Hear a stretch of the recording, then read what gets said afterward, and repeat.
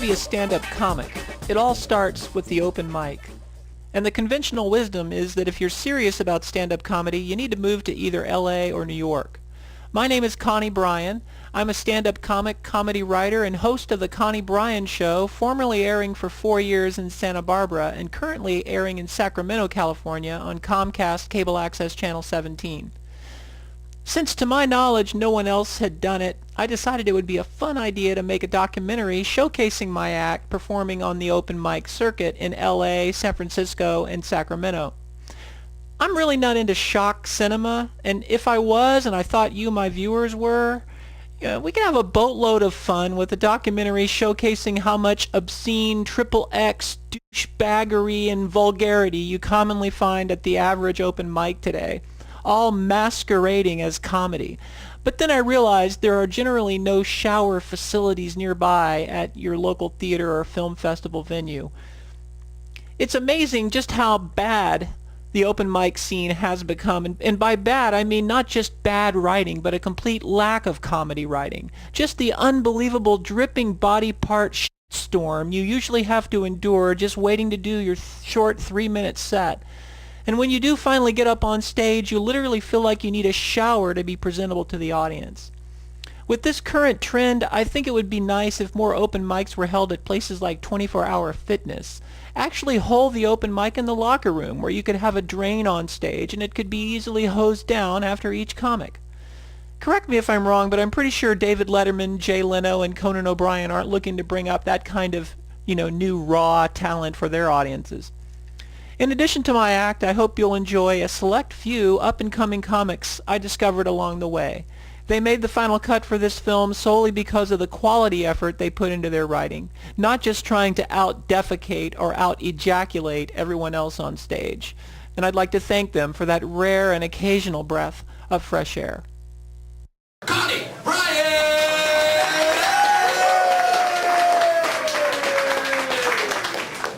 Thank you guys very much. I tell you, what's gone before, you're going to have to excuse me, I'm going to need to make a public service announcement here.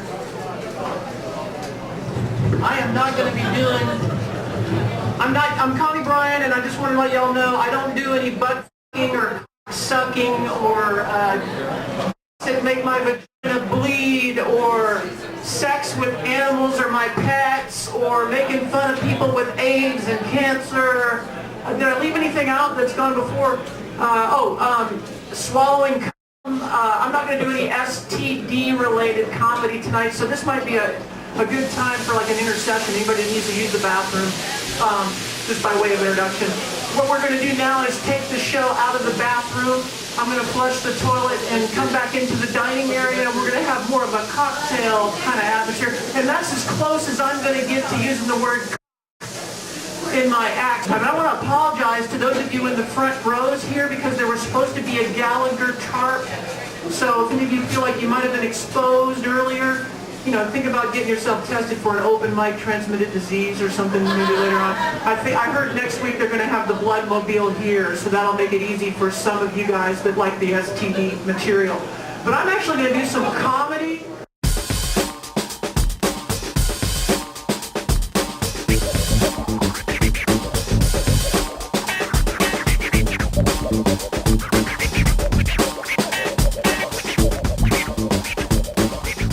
What advice would you give to people like myself trying to come up in the business? It's one thing I got to tell you, because it applies to everybody in here. It's not just show business. It applies to your whole way of life. It's a big word called rejection. Because people will say to you, Connie, are your parents still alive? Go back to them. Well, what is this? What do you mean go back to them? I've been back there. They didn't think I was that funny. Or they laughed so much, they frightened me. But I mean, what do you mean go back? You can't go back. But just get ready. And I don't know that, I've been on cattle calls. Mr. Winters, how old are you? I'll be 79 in November. Jesus, you'll be 79. Oh, God. We don't even have a grandfather part. Would you like to walk across in the scene?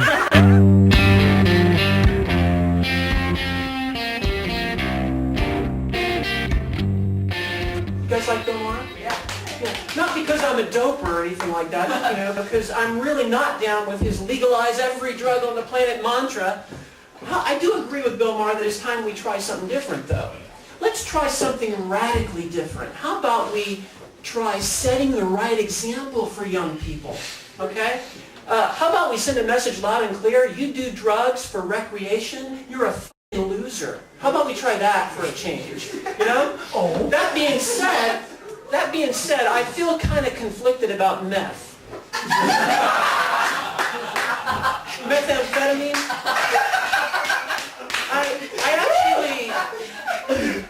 I actually feel very patriotic about meth because it's the only thing left that Americans still proudly manufacture. You know?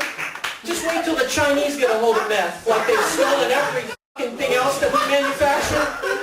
You know, they'll start making it cheaper and better. You think Walmart's Tweaker Central now. Wait till the Chinese start making meth. But I like Bill Maher. I like Bill Maher when you get him started on religion.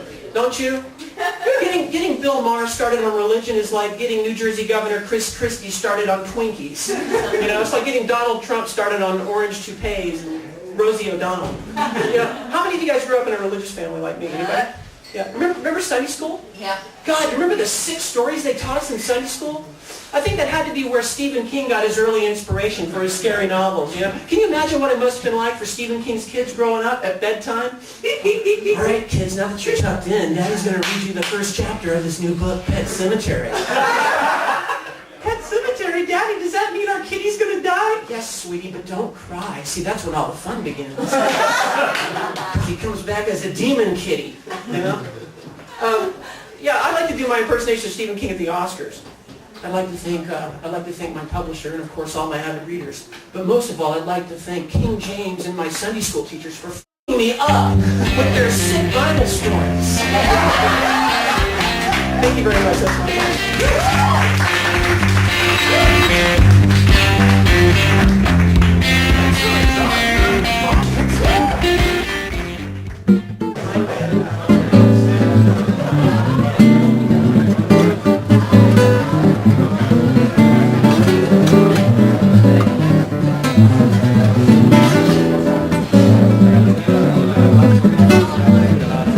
And here he is. This is the godfather of the brainwashed comedy night here on Thursdays. How you doing, Tony? I'm okay, and you? Tony Sparks. So what sparked you to do this? Did you do your laundry here and you decided I'm going to... No. I had a series of rooms that were going on. They were very successful. And the owner found out about it and he thought it'd be great. Oh, let's... April Fool's Day 14 years ago. Let's do an April Fool's Day. It'll be wonderful to have an open mic there.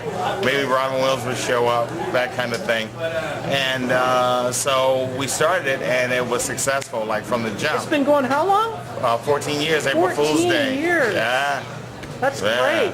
It's a great location here, and what happened was I got in the mood to do my laundry. Last time I did, I just went home and did my laundry right afterwards. You know? There you go. Because it's got the laundry in the back, but this is such a cool spot right here, you know? Yes, I agree. It's been good for me because they've taken good care of me, and this has been the most how do I say the most popular night.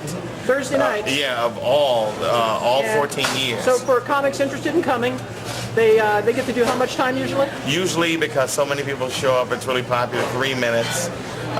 Bring your own pen. Don't use mine. Right. I'll make you go home. That's the famous rule of yours. There you go. Don't bring. And ladies get to sign up first. Oh, that's sweet. Yes, you let us sign up first. That's awesome. Exactly. And there's always a long line out there. Always a long line. Line sign up is 6:30.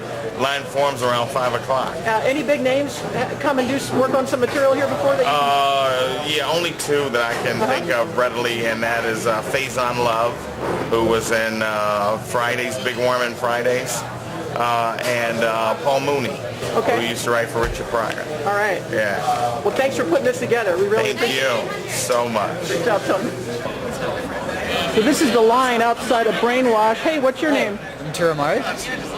And you're here to do some comedy tonight? Yeah, that's the plan, yeah. All right, you're from San Francisco, right? I am, yeah. How long you been doing it? About a year now. Yeah. And you guys stand out here starting about 5 o'clock?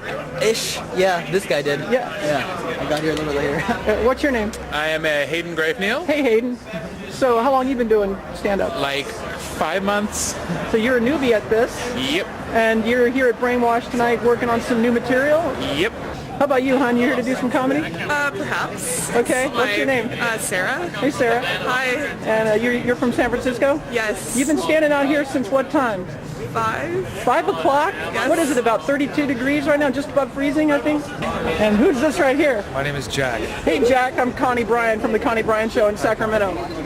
So you're here tonight to do some comedy. You've been I am. standing out here since what time? About 10 after 5. God, you guys get here really early. Yeah. So you have a day job that you have to do first, I have 2 day jobs. and then you rush over here? Yeah. Yeah. So How long you been doing it?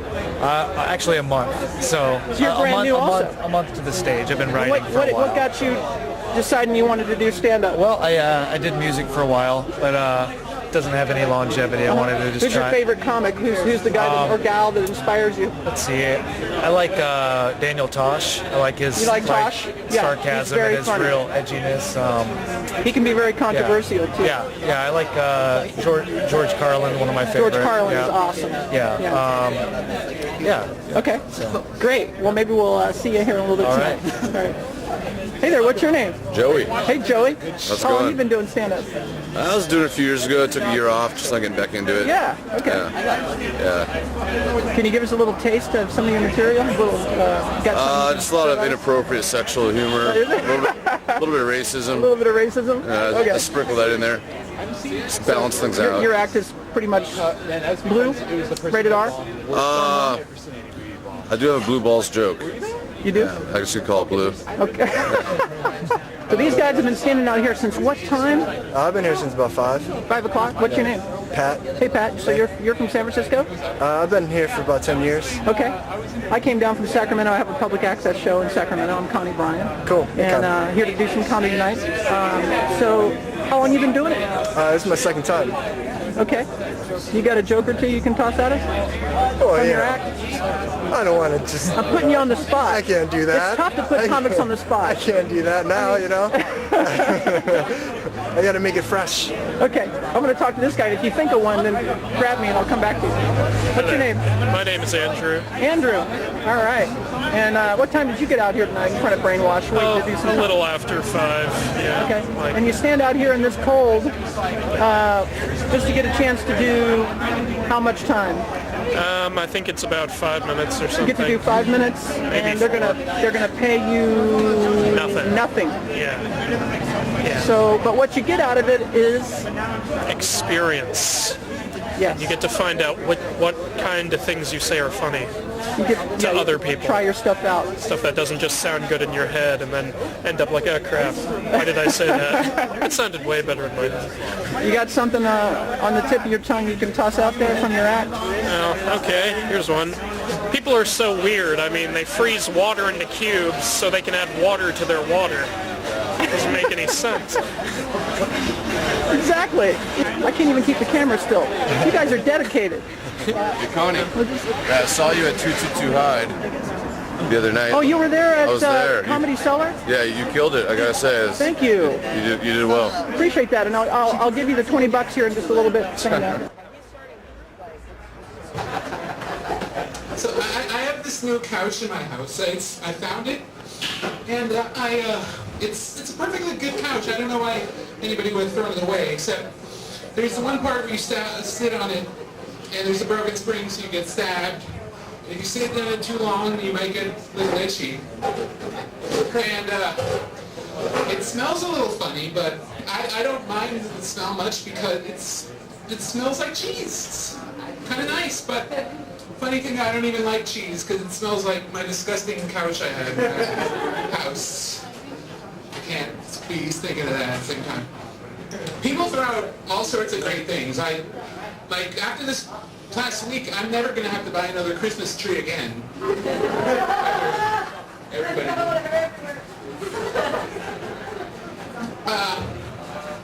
I like Catholics. I like the Pope. Like, if I were ever to worship someone, it would be a wizard who lives in a golden city. And I know he's not. I know the Pope's not a real wizard, but like, he's kind of like a wizard, like the Wizard of Oz is a wizard, where if you like tell him something you want, he'll tell you that you already have it, and you'll be happier for some reason. Yes, how we doing, brainwash? Oh, yeah. Yeah, that's the tepid response I've come to love. Yeah. Let's do the thing. So you guys, I was reading some news today, because there was just like no new porn or something. And did you guys know that Australia now has oil? Like $20 trillion worth of oil found in Australia. Y'all know what this means, right? I bet they got weapons of mass destruction up in that. They go hand in hand. We're going to have to get over there, but luckily, I'm not even worried about it. Good day, mate. You know what I mean? I'm not even worried about it because now women are allowed in combat, right? Stoked. So I bought these boots. No, I own one already. I'm just waiting to do it, right? Just like, we're just going to go over there and have sex with all those beautiful Australian men. Hey, your next comic, wonderfully talented human being that has been here before, but, you know, we just can't get enough of. Everybody, please give it up really big for Connie Bryan! Thank you very much. Thank you. Thank you very much, San Francisco. Great to be here at Brainwash. Well, another day, another quarter. Who says $1 anymore? Get real. Times are tough, right? God, we're still trying to dig our ass out after those corrupt banks almost took us into another Great Depression. Remember that? What did our politicians do after that happened? They turned around and gave almost $1 trillion of our tax dollars, almost $1 trillion, back to the very corrupt banks that did it. So I'm going to be straight with you guys. I'm seriously thinking about taking on a part-time job as a bank robber. Like Robin Hood, to get some of that money back they took from us. I mean, and also, by the way, you know, bank robbing has changed, if you haven't noticed, from its violent Bonnie and Clyde roots. And I found out from CaliforniaJobs.com that my profile is very well suited to that of a bank robber. First of all, I'm a die-hard San Francisco Giants fan, and most bank robbers are baseball fans with the baseball cap. And the baseball cap look works for me because I have a lot of bad hair days, so this is going to work out great. And nowadays, bank robbers are extremely courteous. Think about it. They wait in line. If anybody had a license to cut to the front of the line, wouldn't it be the bank robber? Hey, what are you doing? Who the hell do you think you are? I'm a bank robber. Well, why didn't you say so? Where's your baseball cap? Okay, there you go. Wait a second, you're a Dodgers fan? Really? That's okay, it's all right. No, I didn't say nothing. No, but they stand in line with the rest of us, shaking their heads at the fact that there's 15 teller windows open and only 2 tellers working, and one of them is a merchant-only window. You know, this is bullshit. They ought to have a robber's-only window, right? Especially this time of day. It's rush hour. God, if we ever do get up there, I'm giving her a piece of my mind. I just one time I was at this bar, and I saw 2 ladies get into a fight over a bar stool. One lady was like, "Look, I was sitting there, you have to move." And the other lady was like, "You can't tell me to do shit. I'm a grown-ass woman." Something I've noticed is, every woman I've seen yell out, "I'm a grown-ass woman," has always been in her church. Why is that? And they say like it's an attribute. I could go to a job interview with that. So what qualities about yourself make you work over here at Bank of America? Well, for one, I'm a grown-ass woman. Maybe need more grown-ass women here. No important woman in history has ever yelled that out. You think that's what Rosa Parks yelled to the bus driver? "Ma'am, you have to move to the back of the bus." You have a grown-ass woman. No, And when was the last time you ever heard of a bank robber shooting somebody? Huh? They never stick a shotgun in the teller's face anymore. What do they use? They use a note. A handwritten note. How easy is that? Not as easy as you might think. See, nowadays, that's the key to whether you're a good bank robber or a bad bank robber. It's all in the note. So let's analyze the robbery note for just a second, starting with the greeting. Should you start your robbery note off really lighthearted to break the ice, like, "Hi there"? I think you should resist that urge because it's unprofessional. I mean, you want the teller to take your robbery note seriously, don't you? So I would go with dear teller, because if you go with hi there, it's kind of like that. Remember a while back, that cell phone bank robber that wouldn't get off his cell phone? Remember that guy in the news? Nobody's going to take you serious when you won't even hang up your cell phone when you're robbing a bank. There's two exceptions to that. You can use your cell phone when robbing the bank if you've already typed up your robbery note on your cell phone and you're trying to use the new bump and share method. But I don't recommend that because I've tried it and the teller glass is really thick. You're going to crack your screen. The other exception to using your cell phone is if you're trying to send your robbery note to Bank of America via a Twitter feed. Hashtag Go Giants, that's acceptable in San Francisco. Otherwise, stick with the traditional handwritten note. I'm 20 years old, and I guess that technically makes me an adult. But, like, I don't feel like a real man, you know? Like, I don't think I'm ready to be a father. Because, like, I'm still afraid of spiders, you know? What kind of dad am I going to be? Like, my daughter moves into the room, like, Daddy, there's a spider in my room. Like, oh, shit. Honey, leave it there. There's a spider's room now. Well, my toys are in that room. Look, honey, those are the spider toys now. She's gonna deal with that. My parents did their best, though. They did what they could. Like, I feel like you can't keep blaming your parents for all your problems. Like, at some point, you have to grow up and start blaming Obama. That's what adults do. How long should the body of the robbery note be? I'm thinking 1, 2 sentences.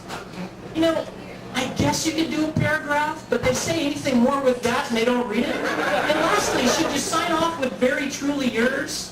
I'm thinking you should go with sincerely because you want to convey your robbery note. Sincerely, Connie, probably better not to use a last name. I started thinking about, you ever watch like the History Channel? They always tell the stories through like diary entries. Like they will read the diary, whether it's like Civil War or Revolutionary War. They asked me wondering like, how are future generations going to remember us? Because like we don't really keep diaries anymore. We have like Facebook and Twitter. I'm so glad that shit wasn't around back in the day. Like, can you imagine instead of like the diary of Anne Frank, it was like the Twitter feed of Anne Frank? OMG, the Germans are coming to get me. This frowny face. Hashtag YOLO, you know. Hey, you guys have been wonderful. Thank you very much. And last but not least, I would think the bank would prefer the robbery note be written on one of their withdrawal slips, wouldn't you? I'd hate to get up to the window and give her your robbery note, only having to hand it back to you with a withdrawal slip. Wouldn't you feel like such an amateur? And worse yet, she tries to start writing your robbery note for you. I'd be like, no, I'm writing my own robbery note. This day the 18th? No, I don't have my ID with me. No, I'm sorry, I don't have an account. Is that a problem? I don't have time to talk to a personal banker. A free toaster. I'm robbing your bank, okay? I don't care. Wait a second. Straight, hand over the toaster. Thank you very much.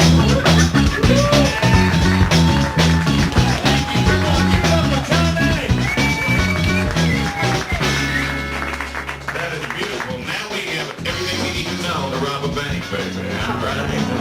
All you white people are trying to, none of you black people, please. Nobody of color, don't try that shit. All right. Because they give us more time.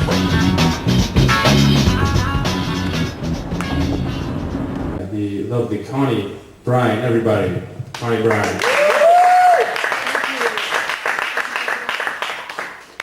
How you guys doing? Good to be here at Blacktop Comedy. I'm Connie Bryan. You know, if you're like me, you're a 6'3" tomboy who's getting pretty tired of people running up to you on the street going, yo, love your work on Game of Thrones. You know, the big, tall, badass chick that kicks all the guys' asses. Bet you can't kick my ass. Bet you I can. Matter of fact, let's find out right now. Yeah, you better run. That's what I thought, you fourth graders. But you can't be a red, white, and blue American tomboy without having a love affair with cars. Let me tell you how much I love cars, okay? I love cars more than Paula Deen loves holding a Ku Klux Klan bake sale. Isn't it exciting to see the American car makers kick ass again? Let's give it up for the American car makers. Come on. Big hands. Honda is not on top anymore. And don't get me wrong, it's not because Honda makes bad cars, all right? They just make really, really boring cars, all right, with names that don't reflect the spirit of what's going on the American roadways. I mean, the Honda Accord, are you kidding me? Do you see any Accord or Harmony out on the American roadways? You might as well just name that car the Honda Coexist. You know, at least then they get all those people that love this shit out of that bumper sticker. Oh my God, honey, Honda makes a car called the Coexist. I've got to have it. And then you know what we can do? We can take the bumper sticker, put it on the car, and then we can really save the world. Or what's the other big name? Honda Civic. Do you see anybody who's civic-minded anymore on the road, being a good citizen? People are genocidal behind the wheel. They treat their own neighbors in a school zone like members of a warring tribe. Come on. The Honda Civic? Give me a break. Honda needs to follow Dodge's example. If they ever want to have a hope of competing in America again, because for some time now, Dodge has been kicking ass with their red, white, and blue names like the Dodge Ram, the Dodge Caliber. See, they know what's going on the American roadways. The Dodge Charger, the Challenger, the Dodge Avenger. I bought one of those. The Dodge Avenger, I bought one. You feel like you personally put a bullet in Osama bin Laden's head. Just by buying a new Dodge Avenger. It comes with a free SEAL Team 6 t-shirt. But forget the names of the cars. Just the name of the company shows they get it. Dodge. What a kick-ass name for an American car maker, isn't it? They know you're out there on the I-80 in a demolition derby, dodging everybody else while you're on your cell phone, shaving your legs, eating your In-N-Out cheeseburger all at the same time. That's just me, but I think I speak for all of us, right? Honda needs to follow Dodge's example. Introducing all for 2014 new redesign on Honda Accord, new name, Honda Assault. Or step up to our new fuel cell hybrid Honda Assault and battery. Come on. Thank you. Assault and battery, fuel cell hybrid. Yeah, you know, I was really kind of more interested in one of your SUVs. I think I'd like to test drive the Honda Pilot. Honda Pilot. So sorry, no. Name too boring. New name, Honda Assault Drone. Yeah, that's really funny trying to be a comedian. I see what you guys are doing, the Honda Pilot, the Honda Drone. Let me take a look at the features. Gee, I really don't think I need the Hellfire missile package. But you know what? That 50 cal could come in handy in Oakland.